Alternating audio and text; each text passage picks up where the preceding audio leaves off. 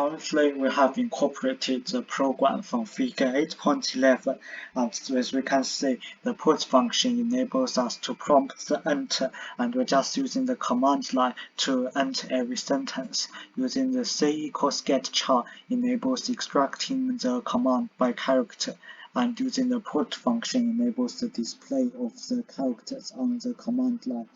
However, we want to extend the getChar and the put function to using the files, so we can be able to extract the items from the files and process the file contents. For this, we have to update the functions by changing the getChar to fget function and the put function to fput function. Currently, we're just working on the menu to enable the user the different options. So the first option will be the user will be able to read from the standard input and write to file. So I can name the option write to file. And the second option, on the other hand, will be trying to read from the file by entering the file name. So the user can enter the file name to determine which file they want to read from.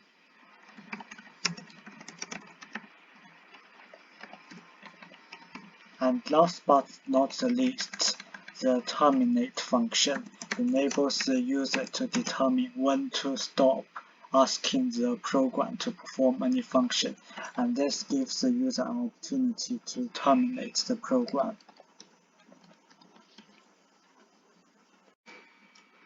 As well as displaying the menu, we're going to write a function to get the option.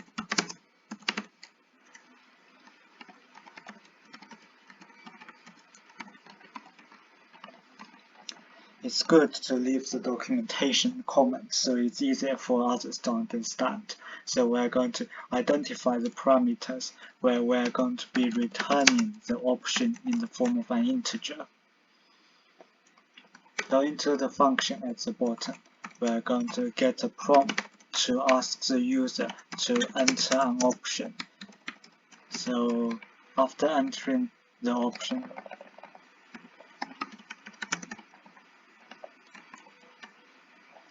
we're going to create a new variable called option. And remember when scanf, we're going to refer to the memory address. After scanf, we're going to use the getChar to clear the input and clear the parts where it's going to be like next line, so the user doesn't skip the next input, because when we enter an integer, the next line is going to be stored in the program, so we don't want that. We want the next line function to be not taken, so the next input will not be skipped, and then we're just going to return the option. We're going to create a loop to keep iterating, and in every loop we're going to display the menu, so the menu appears every time, so the user it's easier to see when to enter. And we're going to get the prompts like option is equal to get option, and we're just going to delete the put here because we're not entering any line of text. Say if the option is 1, we're going to perform a write to file function. We're going to write the content from the line into the file.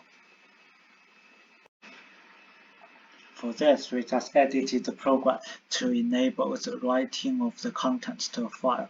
We think it's easier to view as a user, so we're going to think from the user's perspective and create a new function prototype to write to the file. The function prototype to write to the text file. We think it's a function prototype, so it's not going to return anything because we're just writing to the file. We're just taking the inputs and writing to the file, so we're not going to use the variable again. Therefore, the type will be void, and this function name will be write to file, and we're just going to take the parameter as just the file, we're going to write to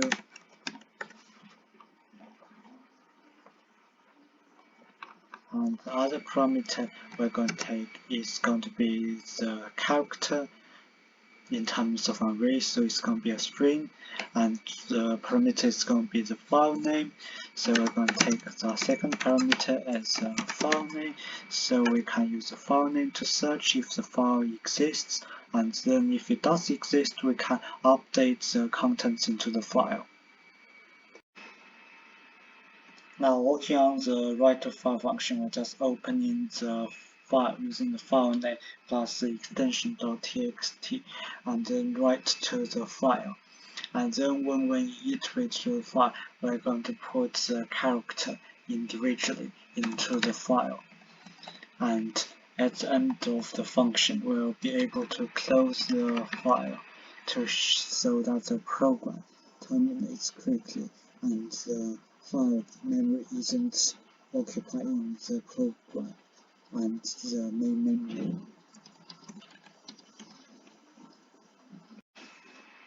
After checking the data type, we have been able to identify the error is because C is identified as integer, so the different types of variables can cause a serious problem.